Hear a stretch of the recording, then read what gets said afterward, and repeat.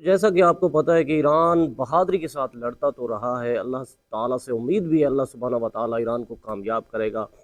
लेकिन दो पायलट में से दो एक पायलट तो पहले से यानी कि अमेरिका रेस्क्यू कर चुका था। अब सुनने में खबर ये भी आ रही है कि जो दूसरा पायलट था जो कि यानी कि जिसकी तलाश ईरान की आवाम भी कर रही थी और जिसकी तलाश जारी थी, अमेरिकी यानी कि फ़ौजी रेस्क्यू जो मामलात होते तलाश कर रहे थे, वो पायलट भी अमेरिका को मिल गया। और भी ताज़ा तरीन न्यू खबरें हैं, आपके साथ खबरें शेयर करते हैं, कहीं देर ना हो जाए। जो अमेरिका चाहता था कि ईरान के अंदर रिजीम चेंज हो, ईरान के अंदर सत्ता परिवर्तन हो, वही अमेरिका अब अपने अंदर सत्ता परिवर्तन कर रहा है। और इस बीच पीट हेग्सेथ ने आर्मी के चीफ को रिटायर करने के लिए बोला था। आर्मी के चीफ को फोन करके कहा था कि आप अपना इस्तीफा दे दीजिए। हर कोई ये सोचने लगा कि आखिर अचानक से आर्मी चीफ का इस्तीफा मांगना, वो भी जंग के बीच में, ये आखिर क्यों हुआ? इसकी वजह क्या है? तो वजह अब सामने आई है। वजह यह है कि मौजूदा वक्त में ईरान के हमलों से अमेरिका की हालत इतनी खराब हो चुकी है कि जो मौजूदा रक्षा सचिव हैं पीट हेग्सेथ, उन्हें खुद अपनी नौकरी जाने का डर सताने लगा है। अमेरिका का इतना नुकसान कभी किसी जंग में नहीं हुआ होगा जितना मौजूदा वक्त में ईरान ने अकेले इन 35 दिनों में कर दिया है। एक दिन में 5-5 एयरक्राफ्ट मार गिराए हैं, 7 फाइटर जेट अब तक इस जंग में ईरान ने गिरा दिए हैं अमेरिका के, जिस वजह से लगातार अमेरिका के ऊपर भार पड़ने लगा है। और अब तो उनके पास लड़ाई लड़ने के लिए भी बहुत ज्यादा बजट नहीं बचा है। बजट की भी मांग वहीं डोनाल्ड ट्रंप कर रहे हैं, तो वहीं दूसरी तरफ बीते दिनों जब पीट हेग्सेथ 3 आर्मी के ऑफिसर्स को निकाल देते हैं और तीनों ही ऊंची पोस्ट पर मौजूद होते हैं। एक तो आर्मी चीफ होते हैं जिनका नाम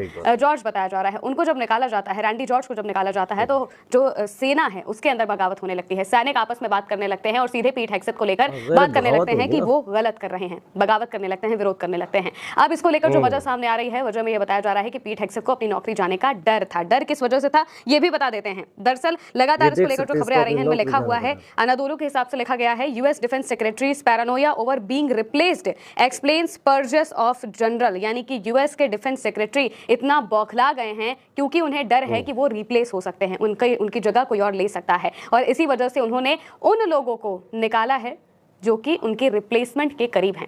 रिप्लेसमेंट को लेकर भी एक नाम सामने आ रहा है। दरअसल मौजूदा वक्त में पीट हेग्सेथ ने जिस तरीके से एक के बाद एक आर्मी के टॉप ऑफिसर्स को निकाला, इसके बाद कहा जाने लगा कि आखिर पीट हेग्सेथ ये क्यों कर रहे हैं? जंग के बीच में इस तरीके से आर्मी से इस्तीफा लेना, चीफ से इस्तीफा लेना, इस पर लगातार सवाल उठने लगे। इसको लेकर क्लैश रिपोर्ट के हवाले से लिखा गया है, Pete Hegseth fire top army leaders including general Randy George amid growing fear that army secretary Dan Driscoll could replace him. Pete Hegseth को यह डर सताने लगा था कि डैन ड्रिस्कॉल उन्हें रिप्लेस कर सकते हैं, क्योंकि मौजूदा वक्त में जिस तरीके से वो इस ईरान जंग में लड़ रहे हैं, वो सिर्फ और सिर्फ खोखली बातें करते दिखाई देते हैं। ईरान को मिट्टी में मिलाने की बातें पीट हेग्सेथ किया करते थे कल तक, लेकिन अब उन्हें अपनी ही नौकरी जाने का डर सताने लगा है। उन्हें इस बात का डर था कि डैन ड्रिस्कॉल उन्हें रिप्लेस कर सकते हैं। इस वजह से आर्मी में जो भी लोग डैन ड्रिस्कॉल के करीब थे उन सबको वो निकालने लगते हैं, एक के बाद एक उनसे इस्तीफा लेने लगते हैं। इसको लेकर जो बातें कही जा रही हैं, जो रिपोर्ट्स में कहा गया है, वो भी बता देते हैं।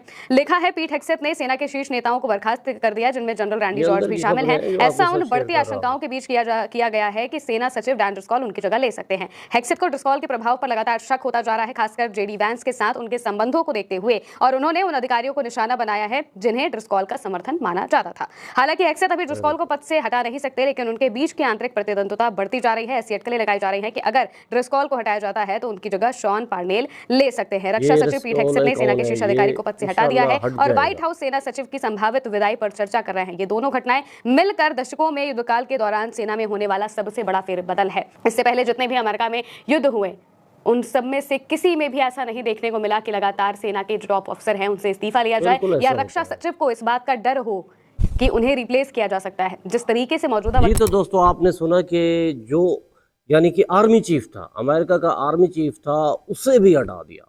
इतनी साफ ज़ाहिर है जंग के हालात में। आपको बताता चलो, जब जंग चल रही हो, जब यानी कि जंग का मैदान हो और जंग चल रही हो, तब कोई मुल्क आज तक की डेट भी नहीं है कि किसी मुल्क ने आर्मी चीफ को यानी कि हटाया हो, क्योंकि जंग के हालात में बिल्कुल ही आर्मी चीफ को हटाना मुश्किल ही नहीं बल्कि नामुमकिन होता है। लेकिन ये ट्रंप साहब कुछ अजीब ही निराले हैं। इस ट्रंप साहब ने जो है ना, जंग के हालात में ही अपने आर्मी चीफ से इस्तीफे की भी डिमांड की है और कहा है कि आप यहाँ से दफ़ा हो जाओ, मैं न्यू आर्मी चीफ रखूँगा।